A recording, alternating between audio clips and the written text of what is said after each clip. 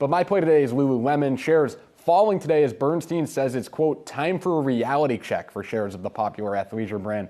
The firm downgrading the stock to underperform and slapping a $290 price target on the name. Now, analyst Anisha Sherman noting the company's push to digital, the rise of athleisure, and return to office attire all helped Lulu achieve a 25% compound annual growth rate over the last 5 years. Shares rose nearly 300% in that time period, Dave.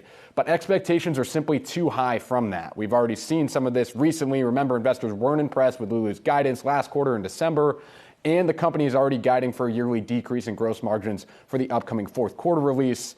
Now, Bernstein argues the next area where we could see growth just aren't big enough. We've talked a lot about Mirror.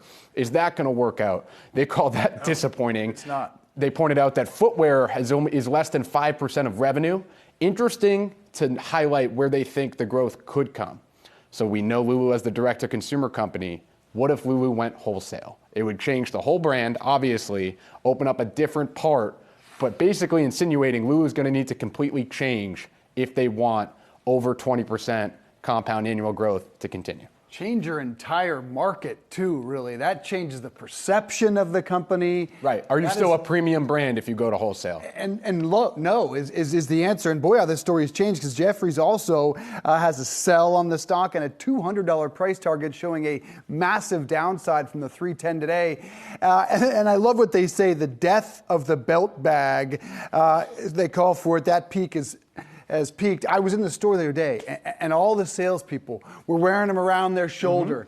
And I asked them, are you a little bit tired of wearing that? And they kind of winked. Yes, they were tired of pushing it. So convenient. It looked a bit obnoxious on the guys, I quite frankly thought. I love it. I'm sure you do, but these guys looked miserable wearing their belt bags. I guess if you had to wear it 12 hours a day or however long they're working at Lululemon, I could see how they I just got my mom one for Christmas and told her it made her hip. So I guess I'm behind, Dave. Yeah, just you should have done it last Not up with the year. trends. Last Yeah, year. exactly, right? I'm with Jefferies on this one.